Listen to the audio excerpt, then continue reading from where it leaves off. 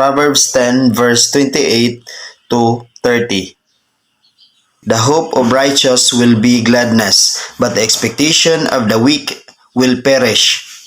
The way of the Lord is strength for the upright, but destruction will come to the workers of iniquity.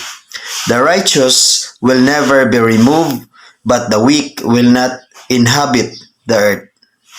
Ang paglaom sa taong matarong musangpot sa kaayuhan, apan ang pangandoy sa dautan walay katapusan. Panalipdan sa Ginoo ang mga walay sala, apan naglago niya ang nagbuhat og dautan.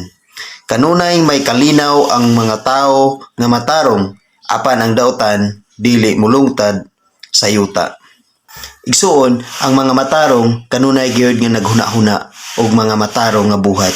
Kanunay nagbuhat og mga matarong ug sa kanunay maangkon nila ang kaayuhan silang kinabuhi. Tungod kay sa kanunay ang matarong man ang ilang gibuhat, ang pagpahimuot man sa Ginoo ang ilang gibuhat. Apan ang mga dautan nagbuhat sa mga butang nga walay kapuslanan o dili sila mahadlok nga ang Ginoo dili mahimuot niini. O ang nakanindot igsuon tungod kay ang matarong panalipdan gayud sa Ginoo, apan ang dautan iya kining laglagon. Ug ang mga tawo nga matarong duna gayoy kalinaw sa ilang kinabuhi, ug dunay kalinaw ang ilahang kasing-kasing ug ang ilang hunahuna. Apan ang mga dautan dili gayud mulungtad ning kalibutan na tungod kay wala sila'y kalinaw. Walay kalinaw ang ilang kasing-kasing o ilang hunahuna tungod kay dautan man ang ilang mga binuhatan. Maong dili sila mulungtad nining kalibutana.